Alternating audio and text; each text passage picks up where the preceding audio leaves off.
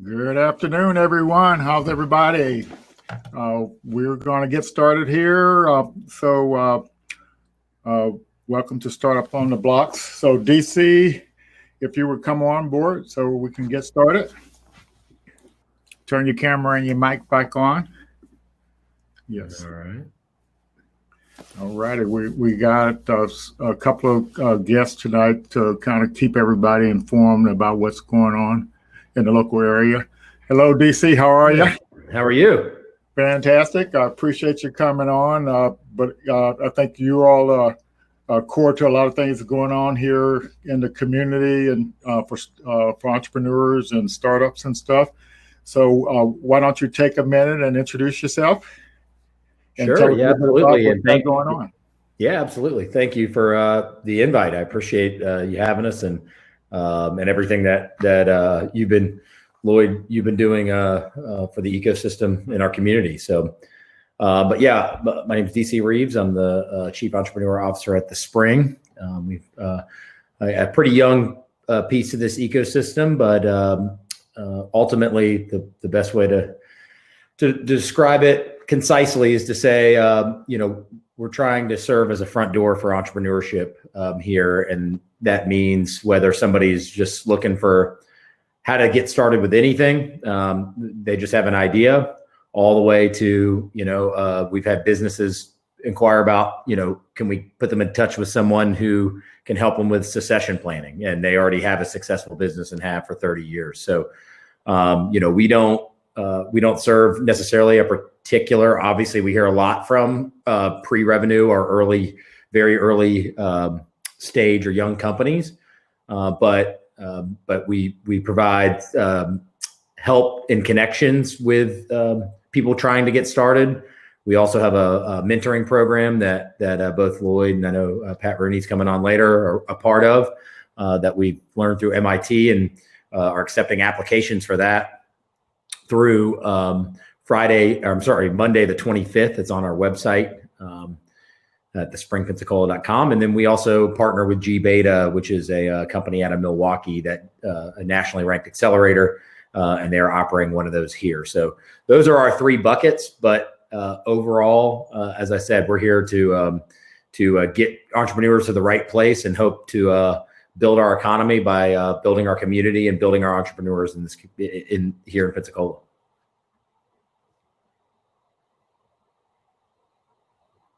So could you you all got a lot of things going on down at the Spring. So, sure. I've heard, so just tell us about the physical location a little bit and what you're all going to be doing down there. Yeah, absolutely. Okay, great. So, our physical location, as with everything, I think we can say COVID has affected everybody in some kind of way, whether you're in business, personally. That slowed our progress a little bit in terms of exactly how we want the Spring to launch. But the physical space is going to be at 220 West Garden Street. If you're from Pensacola, you know that is the SunTrust building. It's now the SEI building. They're on the corner of Spring and Garden. And so we're going to actually have a physical space on the first floor, and we'll have a little bit of shared desk space, very small. That's not our primary use for that space. It's really so entrepreneurs know where to find us. That if they just want to walk in with a question, things we get all the time, how do I start my LLC? How do I have a legal question, but I don't know, do I even need an attorney? I don't know if I can afford an attorney. If I could just ask this one question, that could help me decide that. We get that a lot. Obviously, financing, accounting questions. Most people, there's just one or two things that maybe stops them from taking that leap or makes them a little too nervous to, maybe make the jump into hiring a new employee. Well, the reason we're in place and why Quentin Rishi Studer invested in this, and we have partners in this ecosystem all over the place for different parts of our program, is because this is an economic driver. That's the way they look at it, is to say, we want to put this in place not for its ROI, but if we have better entrepreneurs and we have more prepared entrepreneurs, that means we're going to have a better economy. We're going to have more jobs, more high-paying jobs. So that's what we hope, is to really build from the ground up. You hear a lot about, in economic development specifically, you hear a lot about attracting companies, and that can be great in some instances, and in some not so much. But that can be great, and it has been for this community. There is an avenue that is valuable of attracting companies from the outside, but we make the case that just as much is the people that will be loyal to this community, that want to start a business here because they love Pensacola, Florida, or this area. How do we? There's a risk and investment in that, just like there is a risk and investment from outside companies, but. We like the idea of taking somebody who's passionate about keeping their business here and see what we can do and help them grow.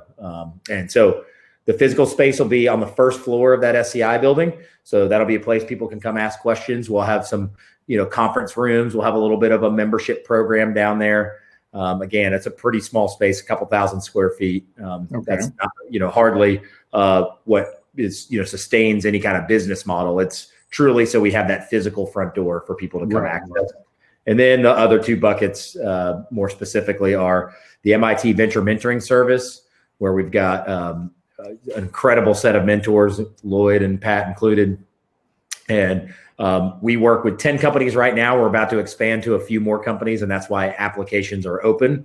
That's great. I actually learned today. So we're going to probably have 3 to 5 companies at the most added. And we've already, we got about the last 5 days ago, we've got 39 applications for those 3 to 5 spots already.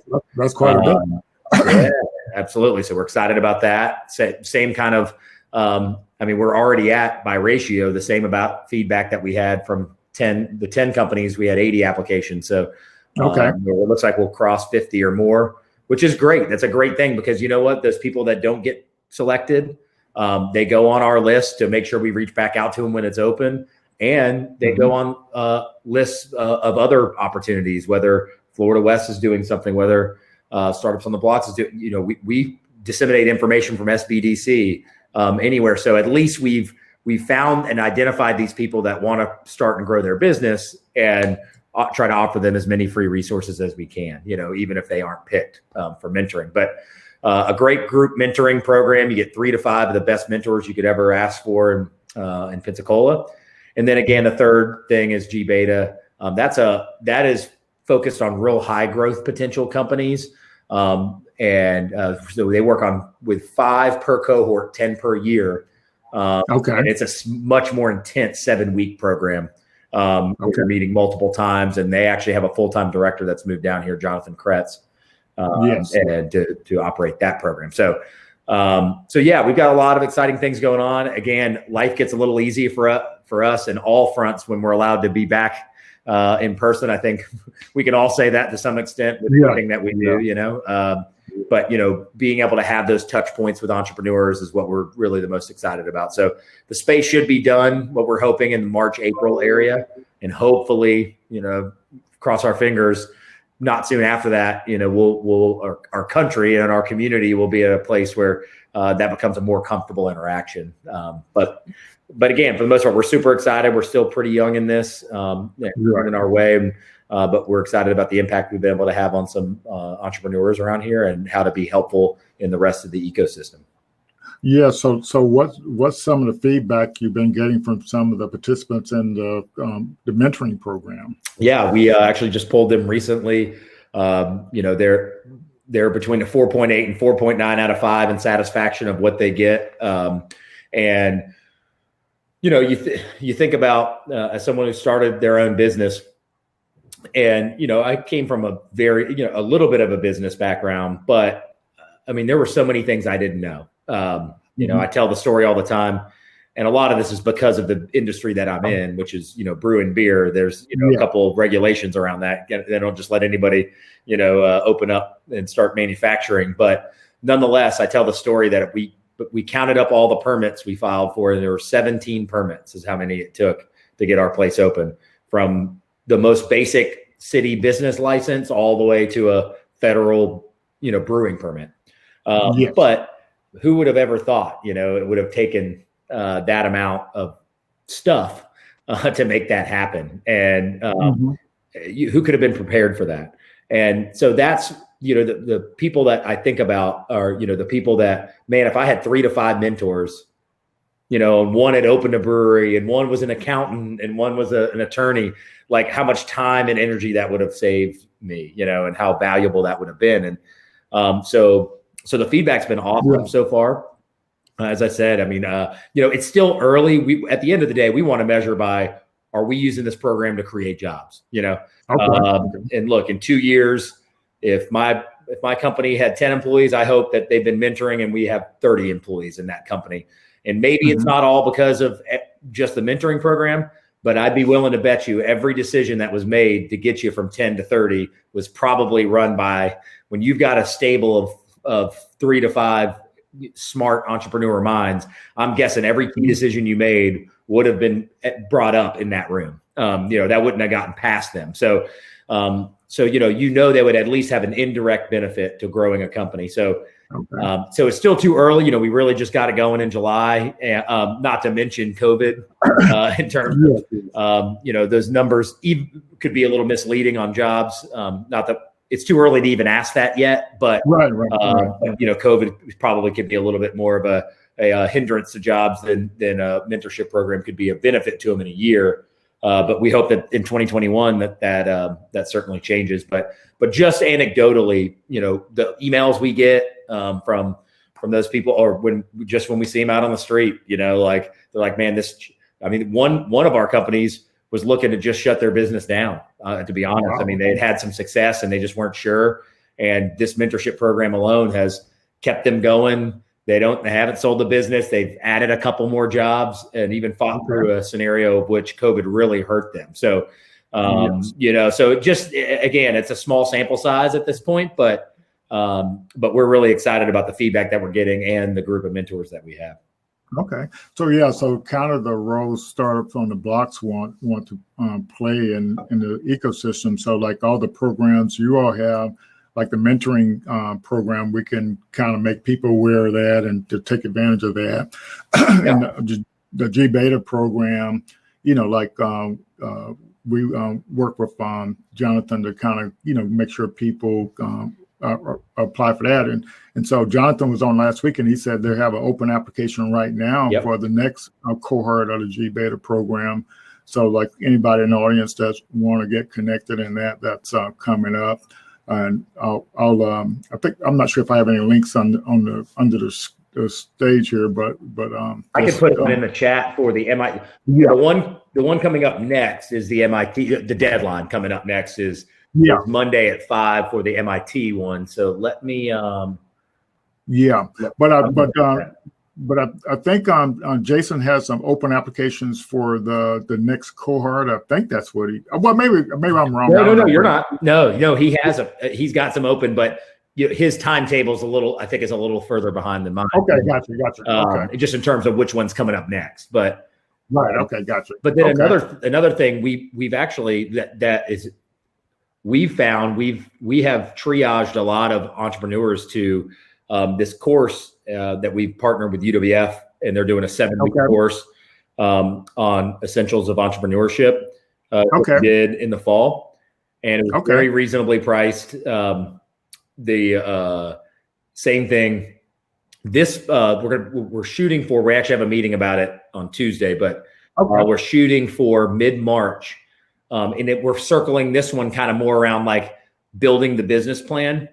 And it's not so much that you have to not have had a business plan. I think it's the content will still be valuable even if you have one already, to make sure it's refined. But same thing, 7 weeks is 1 night a week. That's it. It's remote, virtual, and you get a certificate from UWF. And we're working with banks and some of our partners that are mentors with us to let them know the value of that program. So what we hope is somebody who takes it, then when they go to Centennial Bank or they go to Hancock Bank, people understand that, this isn't just some certificate you've never heard of. This is curated content from that could be the difference between them feeling comfort with a loan or not a loan, and that, try to build some value into that certificate. So more to come on that on exact date. That will be in mid-March. But and again, I mean, it's a very, very, very affordable for, we don't have the final price, but I mean, it's going to be,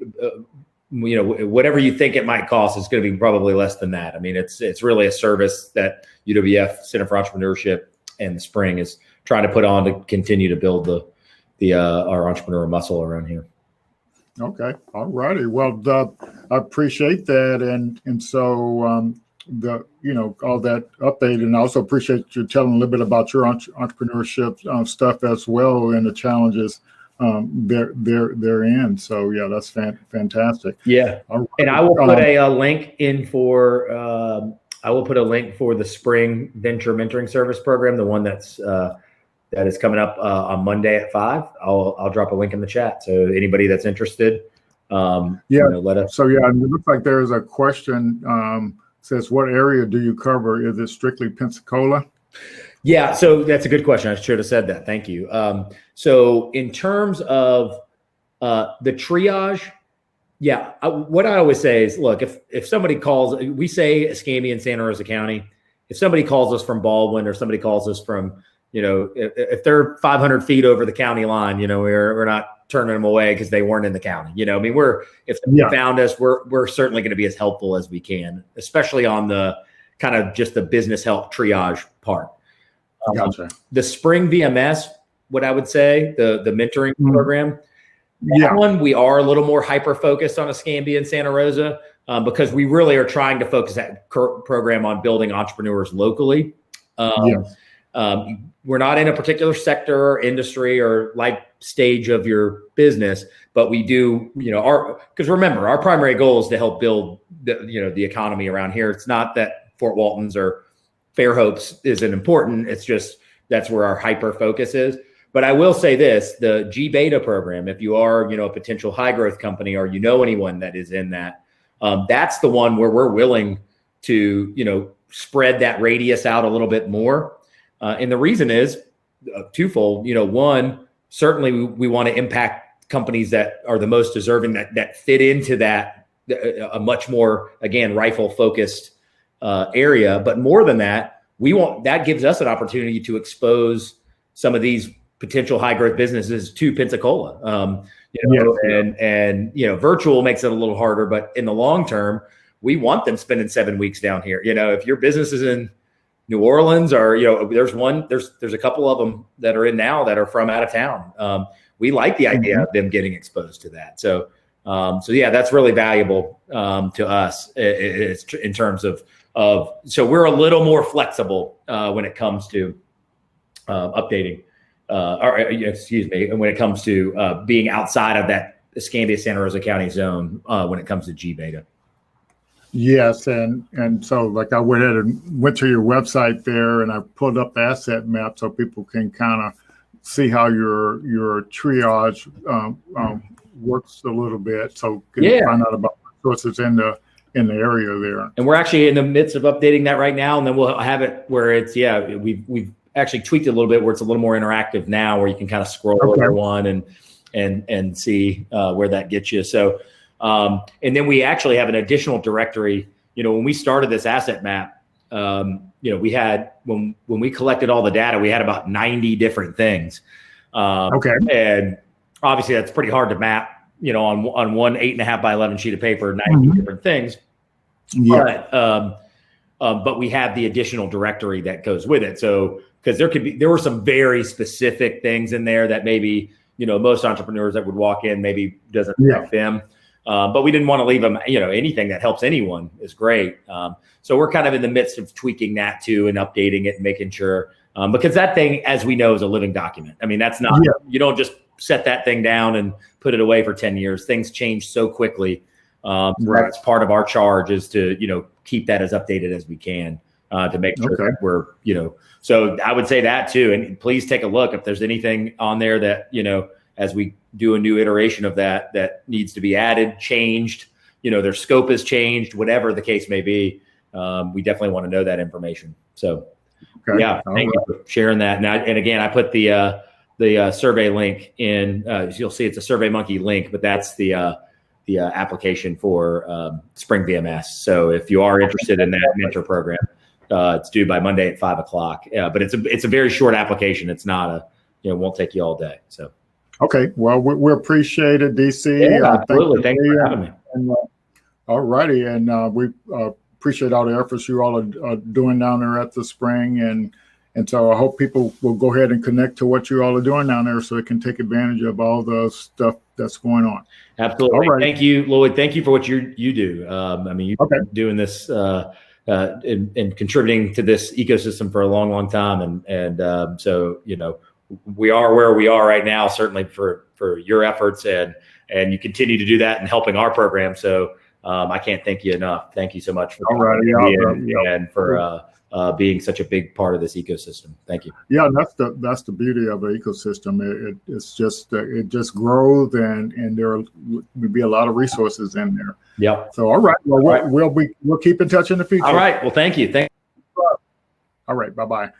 Yeah. So Pat, if you're come on backstage, but here he is. Here's Pat. So let's see what's going on at Florida West, and Greg will have you come on just after Pat here. All righty. So that's one of the resources, and Pat Rooney is coming to the stage, and he works at Florida West, and they have some more resources locally here for our folks. And after Pat gets backstage, we'll get we're going to do a little each week. We're going to try to do a startup spotlight, so you can kind of get the feel for these journeys and what the founders are actually going through. So Greg, I'm going to have you come on. It looks like Pat is having a little technical difficulties, but hopefully he'll get it figured out, and we'll get him back on. So if you turn your mic and camera on. Hello, how are you, man? I'm good. How are you doing? All righty. So you're our there's Pat coming too. Are you got it straight, Pat? I'm good. Sorry, technical problems. Ever since I got the COVID vaccination, Bill has been messing with my Windows 10 PC. Oh no, what's going on? He's joking, but looks like he does have some serious problems with his Windows 10 PC. we'll get you on. I'll let me see. Let's try him one more time. But just hang in there, Greg. Yeah, you're good. Yeah. All righty. So you keep hear from Greg. I don't know Greg, so let me listen to him, Floyd, and then I'm glad I'm on. I'm stable. I think. Okay. All right. Okay. All right. Greg, you're on. All right. Oh, fantastic. Yeah. So you're our startup spotlight tonight, and so like I thought it would be good if I brought you on, so folks in the audience can kind of see how you came about to start working on an idea that can scale. So you can kind of how did we end up meeting? Tell us the story how we met. Yeah. So not to, I guess, maybe a floor down from you, I have a new client that just went ahead and started their own business in stocks and everything like that. And I'm an IT consultant, so I got a call from one of my other clients and told me, hey, we would like to hire you for this other business that's getting ready to get built up. And so I went over there and I did all the IT work from them. So we installed the TVs, we installed the networking devices and computers and all that. And once we did that, I met Todd, who is an architect at your building over there. And he told me he wanted me to meet with you because you have a lot of ideas and experience and some things that kind of match together. So once that happened, I called you up, we met up, and we went from there. All righty. Okay. And so I remember that, and that was actually just last month. And so it's amazing how fast things move. I know. Yeah. So how long you been in the IT business? I've been in since 2006, so I would go on 15 to 20 years now. But I started from just doing help desk, which is kind of like the first level of supporting clients, corporate, anything like that. And I worked my way up from tier 1 all the way up to networking and security engineering. Okay. So like when I guess when we met, you were telling me a little bit about your business, and I was glad to hear about it. But you discovered something in your business. You discovered a problem. Tell us a little bit about that problem you discovered. Yeah. So, I have my own business. I am a MSSP, which is a service provider. And during this time, I had a couple of clients who live in the rural area. And in those areas, they don't have internet. So we wanted to find some solutions. So they have heard of some other, satellite connection for internet and all that, but it just wasn't reliable and they ran into a lot of issues. So in my book, I kind of had something I was testing, and it was a device that basically would provide backup internet. But after a little while, we also upgraded to where we can have, a good data package. So, I know not that many people would know about that, but, right now, most of us have unlimited. But with most of these other setups, they may have, maybe 250 gigs or something like that. And so I thought that this would be a perfect solution depending on the client. So I'm not just going to sell it to them. I want to make sure that they understand that, hey, you will be limited, but we can definitely work together and manage your data streaming and everything that you got. So while I'm actually doing these installs, make sure that we have a good connection. If it's good, we can do the install. They can enjoy the stream. And I would install a second device where I can support them and help them understand how they can manage their devices and all that good stuff from there. Yeah. So like how would something like that scale though to a lot of users? Yeah, I guess it will only scale really to, areas where they are not able to get internet. So in this area, if they can go with satellite, but most of the satellite companies out here are not reliable, or they just run into a lot of issues. So with me, I'm just basically providing some additional assistance to make sure that they are up and running, and making sure that the service that I have is going to support them, to make them, really know that their connection is going to be strong throughout the time, just like somebody like me and you that can have good internet and enjoy streaming like this. Okay, I gotcha. And so, so like, let's say a year from now. So with startups, the kind of the key to success is automating that process of onboarding clients. And so, have you thought about how you might do that? I haven't, honestly. I would say once I met you, I had more ideas onto where I need to go ahead and start bringing up and, making it something to where it could be more reliable and might even create jobs and everything like that, because the system behind it, it's right now I'm doing all the manual work. Yeah. So I definitely want to automate it. But for right now, I'm basically learning everything that I need to know. And then I can go into these devices that I have and create some kind of like an API where it can talk to another application, and then we can go ahead and now have a better support, reporting, analysis, anything like that. Yeah. And so like, because the bottom line is, and this is what's key, I'll point out to the audience. So like with the IT business and taking advantage of stuff that's in the ecosystem related to high growth startups, they don't typically, if you put an application for an accelerator program, they're not going to, say like a traditional IT business that doesn't have a high growth plan or a product or service that scales. So what you always do is like you take that where you were doing your regular stuff, and then you saw this problem that people were having, and so now you want to figure out a way to package that. And so you can actually scale it out to a lot of users, and so that's what we're going to work with on the startups on the blocks is, and you're going to be in our first cohort, and so we'll make sure you got all the support you need to build, automate the process of scaling out and get the mentoring help to scale out to a lot of users.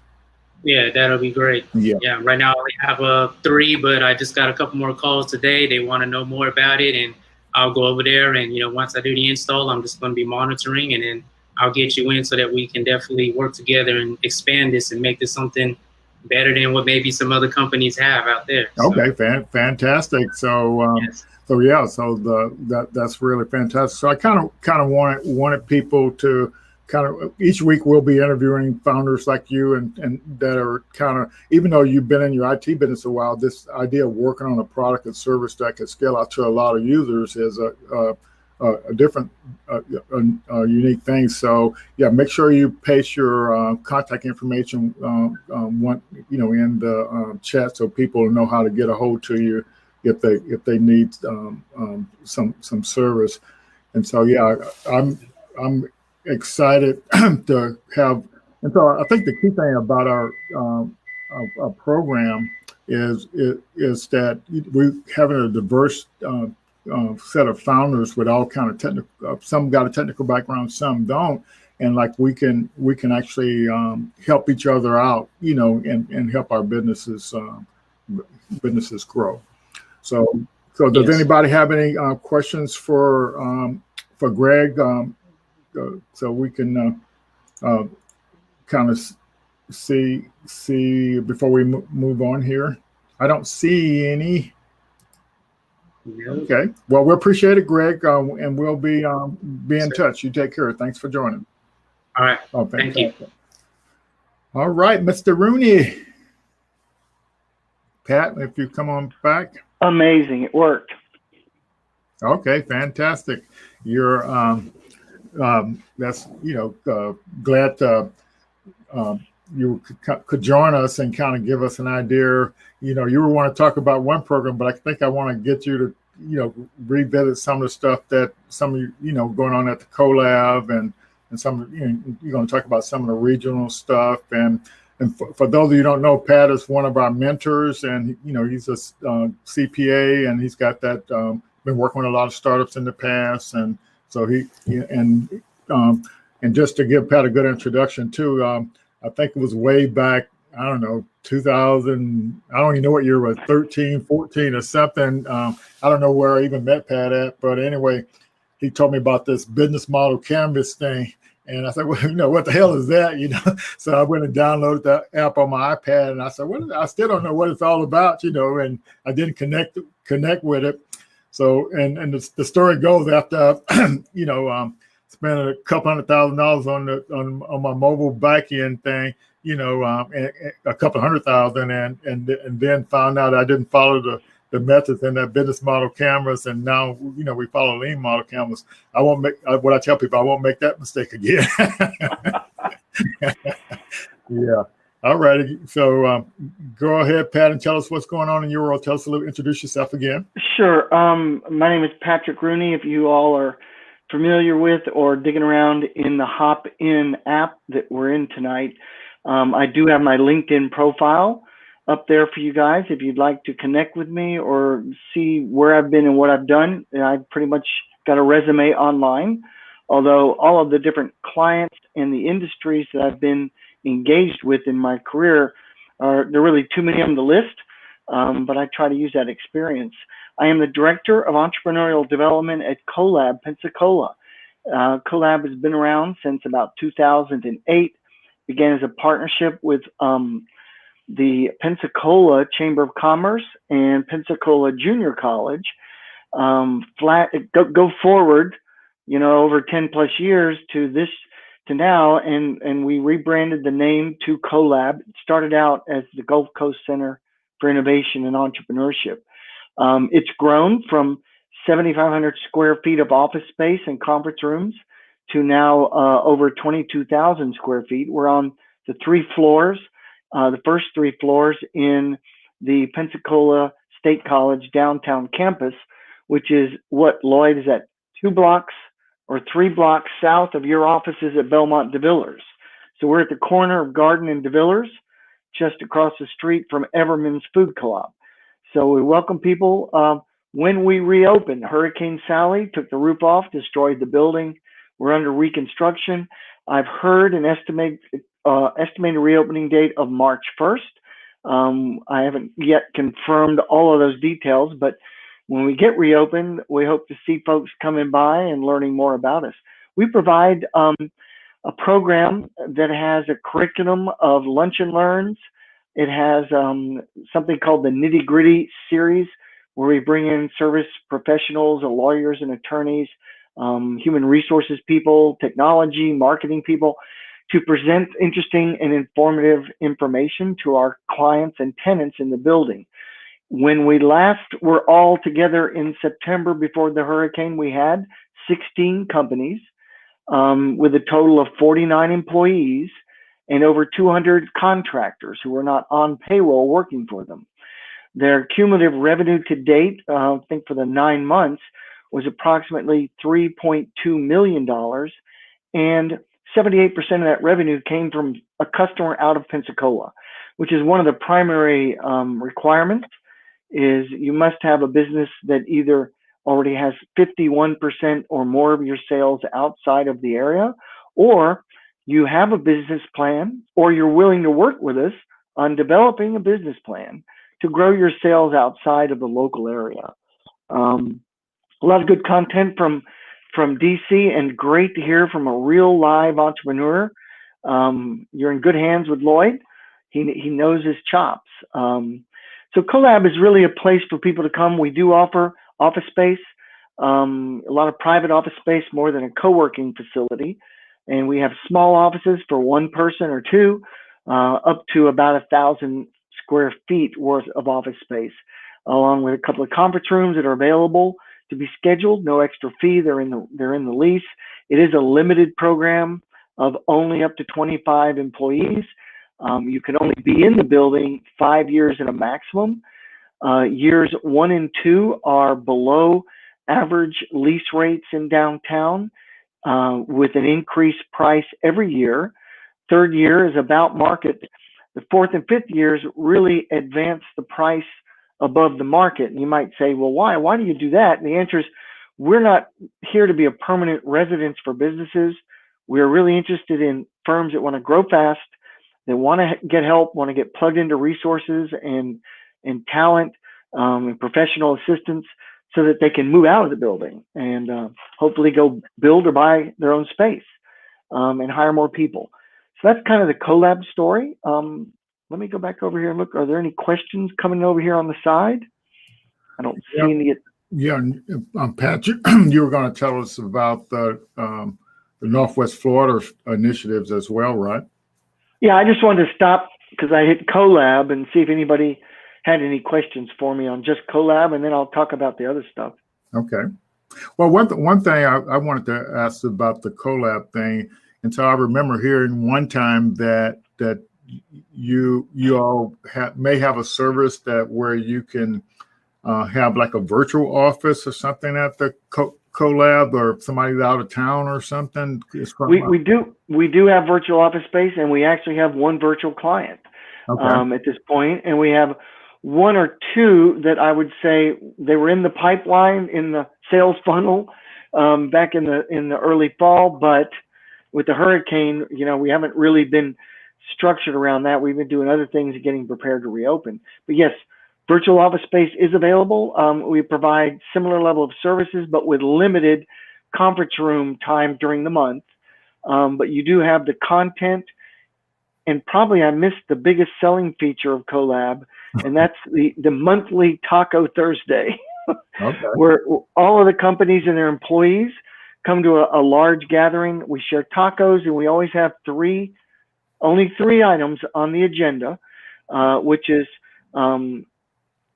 we want everybody to talk about one success they've had in the past month, one need that they have, and then we want them to talk about 1 million cups. And if they're participating in the 1 Million Cups Pensacola program, which is another part of the ecosystem support group, if you will, for entrepreneurs.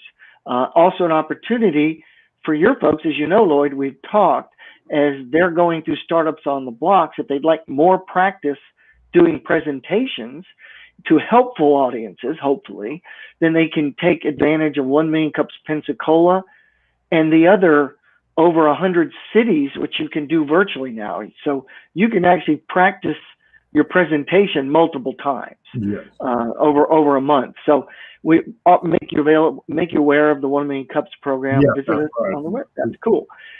So those are a couple of things. Tacos are good, and we do have a limited guest list, Lloyd.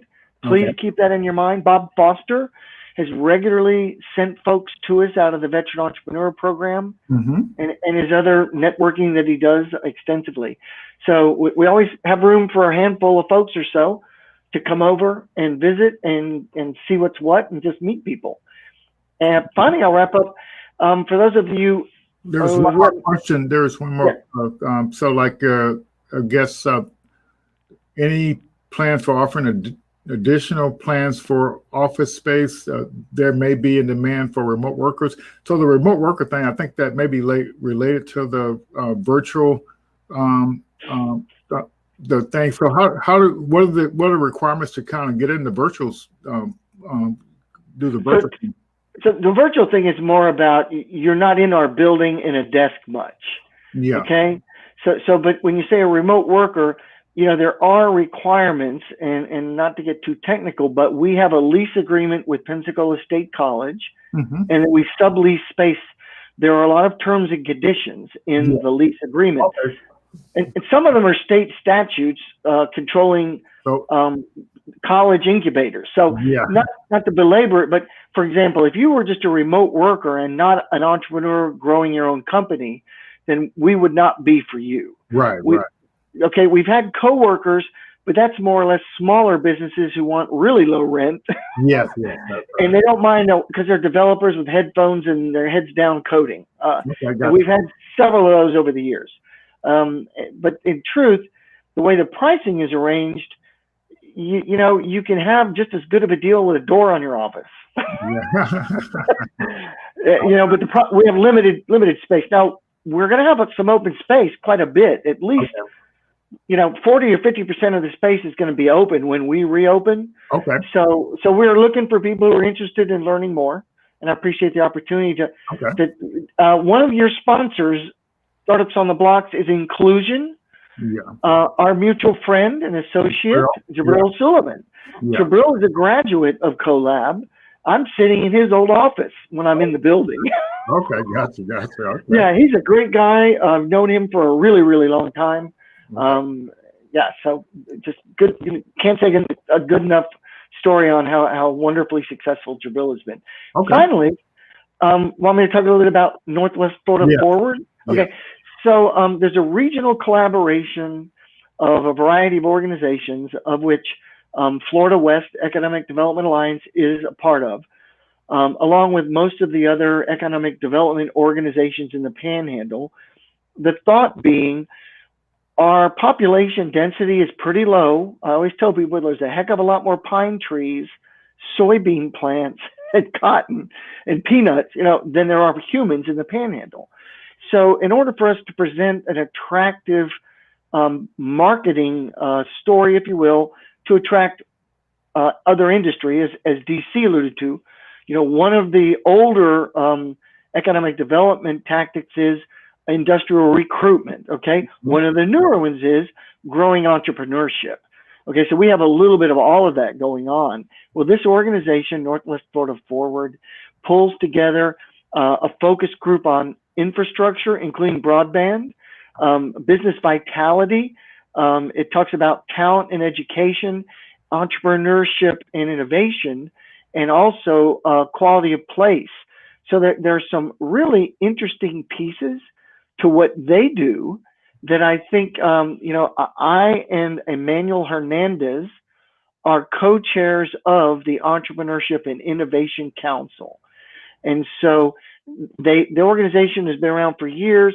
Pre-COVID, they went through a management leadership change.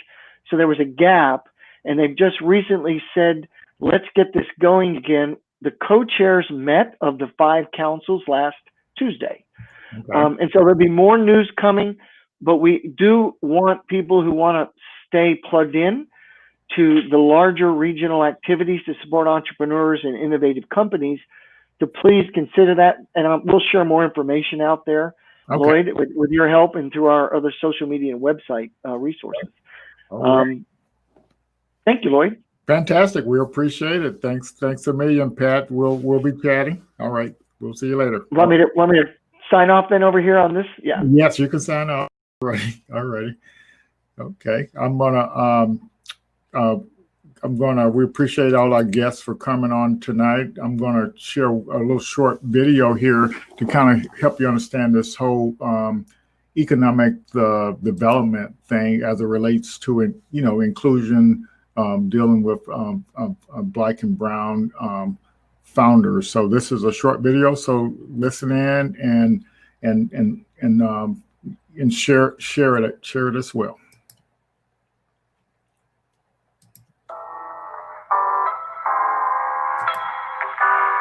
What was it like? I worked hand in hand with you on this. It took, was it a year and a half it took us to get this through? It's about that long from the time we first to actually the production of it and getting it out into the public. And so one of the things that we felt was really important, and we're seeing why in the pandemic and what has happened to firms of color, is that the need for ecosystem building with specific focus on inclusion and ensuring that our people of color and small business owners and entrepreneurs have a good, solid foundation and a system around them was a priority. And so, of course, I had known you for a while, and there's nobody else that I would rather, have put this together with than you. And then I thought it was important for the Fed to put it out there just because of our national credibility and our commitment to, diversity and inclusion in the economy. And so we got it done. Now I think this what we're trying to do is get communities to embrace it at a larger scale. This is probably the first time that economic development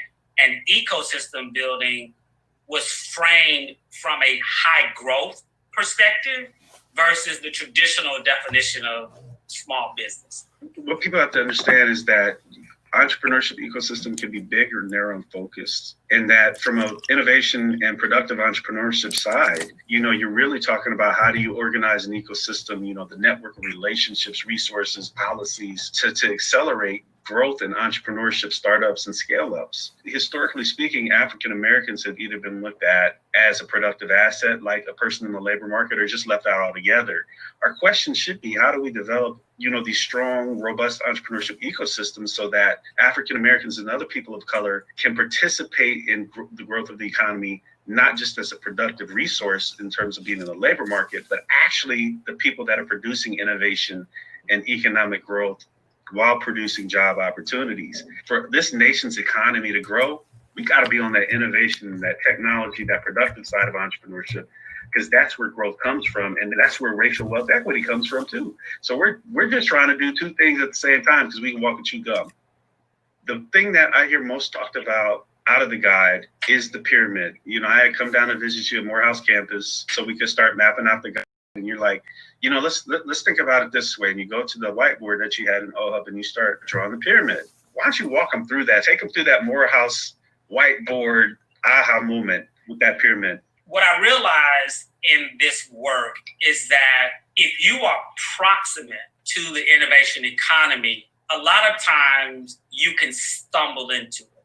And what do I mean by that? You work in a building and there's a WeWork in that building. And you're like, oh, wow, what's going on in there? Or you're just walking on campus and you see like this whole building that's like all this energy's coming out of it. And you're like, what is that? If you're proximate to it, it draws you in.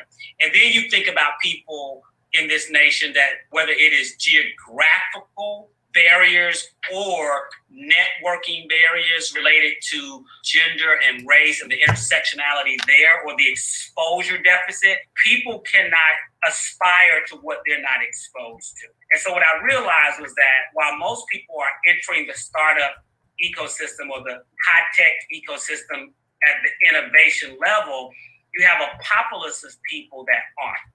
And so that's number one. In reality, for people of color who have been historically marginalized and left out of these networks, relationships, or undereducated, you have to start at the bottom line. Because if you don't start, very early on, K-12 education, career pathways, and these other factors, by the time they get to the traditional ecosystem building work, you just don't have a density of diverse founders to put into that process. And then people are wondering, why don't we have, Black people or Latinx individuals within our ecosystem work? It's because you didn't start at the early part of the process. So that's why the pyramid is so revolutionary in my mind when Noridy drew it, because even I, who've been doing this work for 7 or 8 years, was starting at the point where people say we want to be in the ecosystem. And that's just not enough when you want to develop a robust pipeline of future entrepreneurs.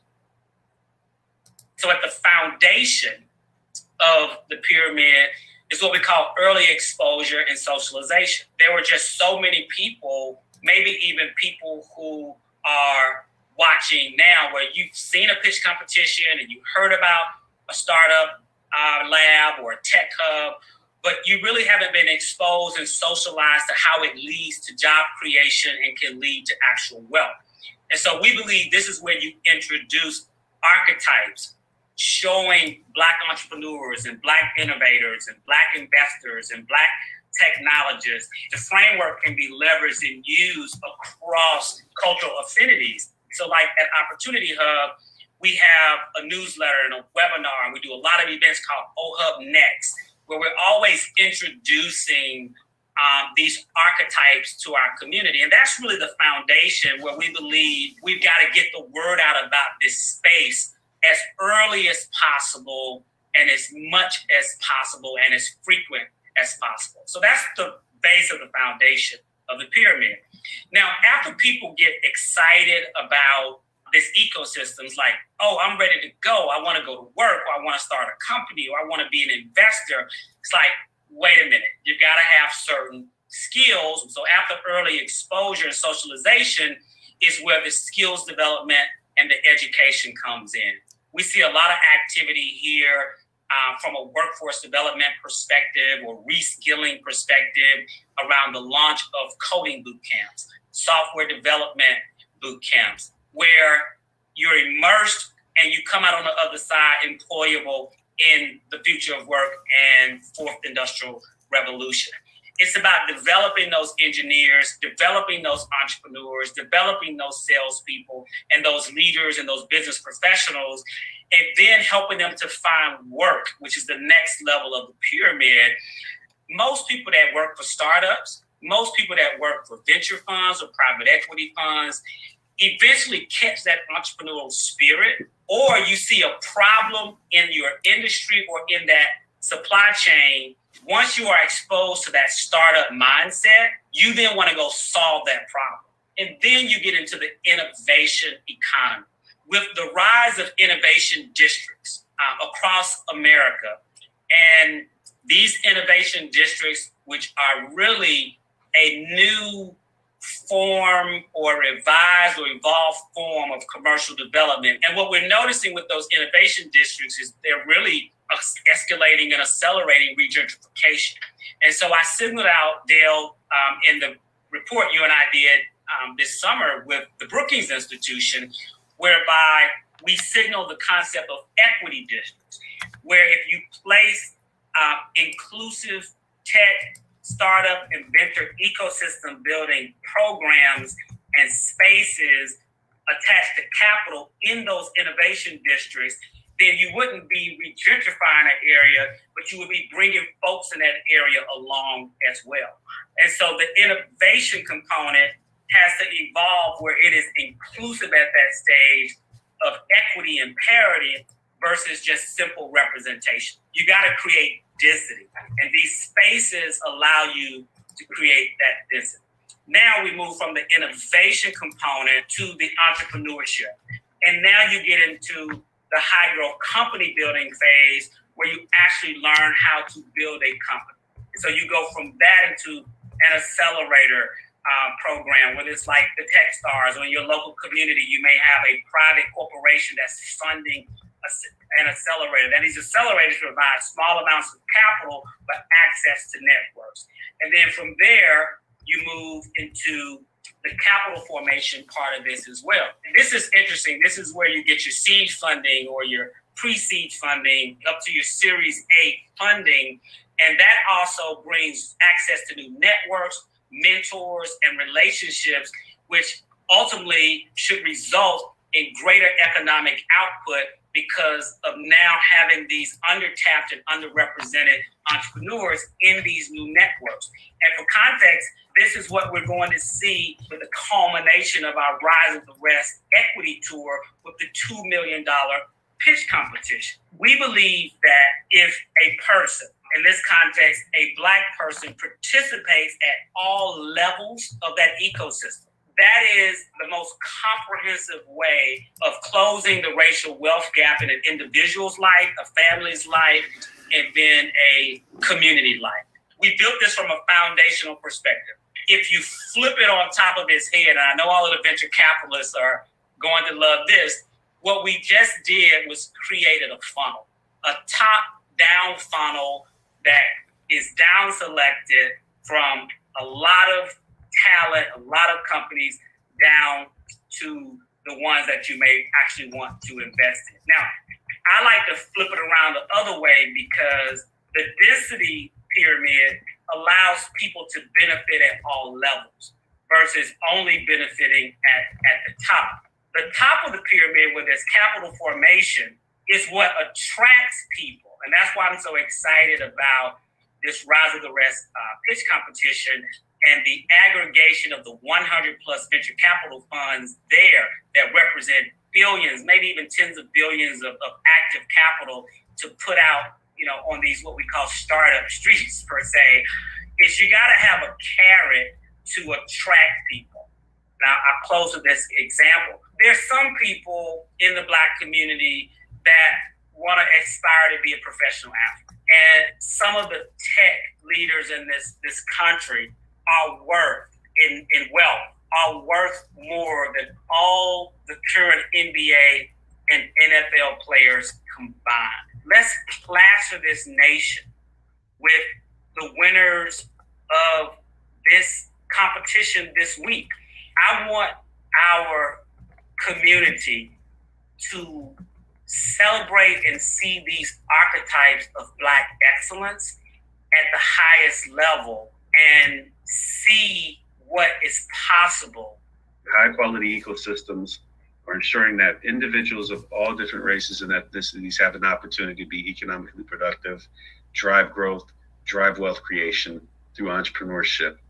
In our case, specifically communities of color, which is the growth demographic of the United States. So it was great for me to be with you all in this short time. And as always, I appreciate the partnership that we've had with Rodney and OHUB and want to continue to push this message across the nation. Thank you, Frank.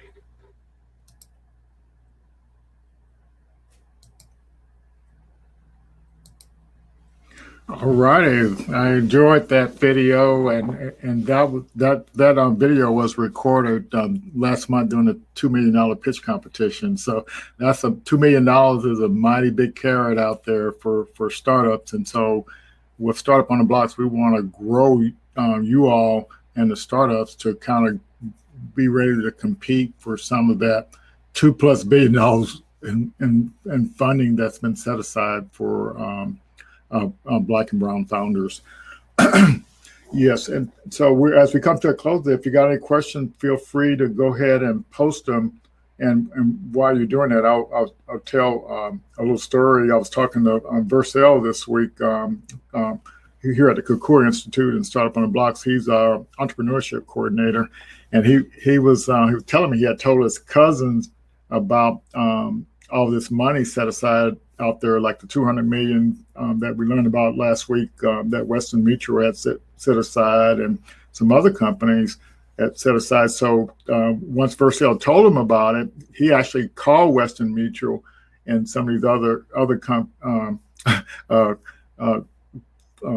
funds, and they told him that the money was available for nonprofits, not for him, and so he got a little confused.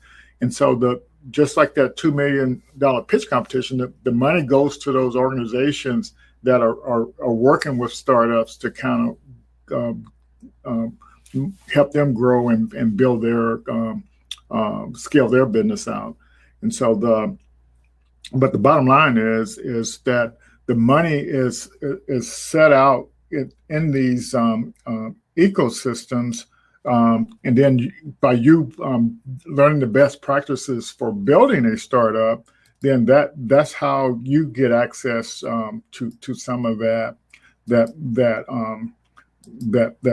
funding. So this is right here is a little a ecosystem map for St. Louis that it's got all the different like accelerator programs, and all the different funding opportunities and the community resources and the facilities. And so that you got this nonprofit organization up there called I-10. So when we created that works with startups at the idea stage and gets them ready and vouch for them in these, refer them to these acceleration programs, these community resources, these facilities where they can actually work their business out of, and also gets them connected with funding. And so, Startup on the Blocks, we're like that I-10 organization, trying to get you connected to all those and get you ready, to and vouch for you in those. So fantastic, everybody. So like if I don't see any questions, so Lloyd Jr., you got any parting words for the audience? Well, thank you for inviting me up, Dad. My last words are just to support what we at Startup on the Blocks are doing. So in addition to these Thursday weekly events, we are about to start our first ever cohort on the January 29th with some of those participants from the first ever Startup on the Blocks pitch competition that happened December 17th of last year. So in addition to those people that are, all those semifinalists and finalists are eligible to participate in this particular cohort program, and they will be mentored all the way through for a 12-week cohort experience. And so we want you all to stay involved. Get back here every Thursday from 6 to 8 p.m. Central Time. And we will be here with more information, more ways to connect, more people like Gregory tonight who are on that path. And we want to make sure that we support you in the best way possible. All right. Thanks a lot. We'll see you all next week, everybody. And thanks for participating. Yeah, thank you. Bye-bye. All right. Bye-bye.